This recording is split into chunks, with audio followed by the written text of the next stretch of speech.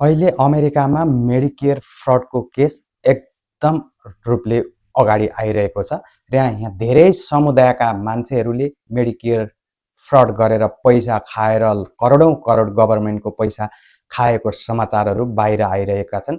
गत वर्ष एउटा सोमालियन कम्युनिटीको ले एउटा मेडिकेयर फ्रड गरेर मिनिसोटामा खाएकोले त्यहाँ अनुसन्धान भएको थियो। त्यहाँका कागजातहरू सबै गभर्नमेन्टले क्याप्चर गरेको थियो र अनुसन्धान गर्दाखेरि त्यो मेडिकेयरमा फ्रड भएको हुँदै नभएको बिरामीलाई देखाएर चाहिँ पैसा गभर्नमेन्टबाट लिएको भनेर त्यो बन्दै गरिएको थियो।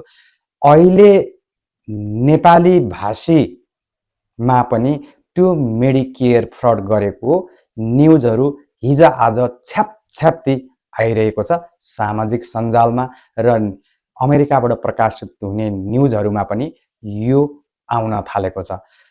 आजभन्दा अगाडि केही महिना अगाडि हामीले सुनेका थियौँ एउटा रोशन अधिकारी भन्ने 29 वर्षीय एउटा युवकले अन्तर्वार्ताहरू दिए, नेपालमा गए, नेपालमा पनि उसको अन्तर्वार्ताहरू धेरै मिडियाहरूले लिए। उसले भनेका थिए कि मेरो आफ्नै प्राइभेट जेट छ र उसले आफूले चाहिँ आफू दोभाषे भएको भनेर भन्दै आएका थिए र उसले अहिलेसम्म नेपाली म्युजिक भिडियो सबैभन्दा महँगो नेपाली म्युजिक भिडियो 80 लाख खर्च गरेर बनाएको भनेर छ्यापछ्याप्ती समाचारहरू आएका थिए, इन्टरभ्यूहरू आएका थिए। अहिले त्यही रोशन अधिकारी 29 वर्षीय जो ओहायोमा बस्दैछन् उनलाई मेडिकेयर फ्रड गरेको आरोप लागिरहेको छ।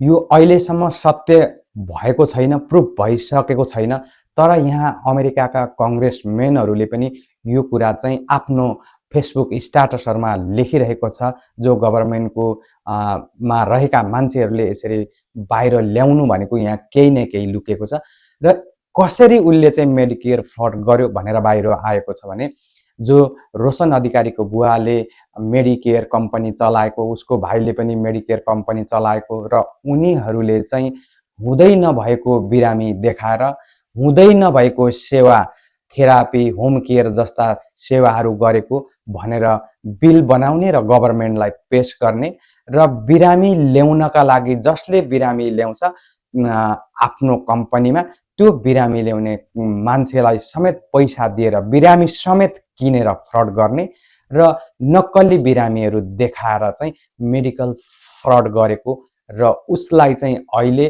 छ्यापछ्याप्ती रूपमा चाहिँ सामाजिक सञ्जालहरूमा यो विषयमा आरोप लागिरहेको छ र भोलि सत्य के हो भन्ने कुरा भोलि आउनेछ र यो आरोप हो र यदि यो सत्य हो भने भयो भने हामीले के बुझ्नुपर्छ भने मान्छेले सानो उमेरमै छिट्टै पैसा कमाउनका लागि सिधा तरिकाले पैसा कमाएको हुँदैन रहेछ।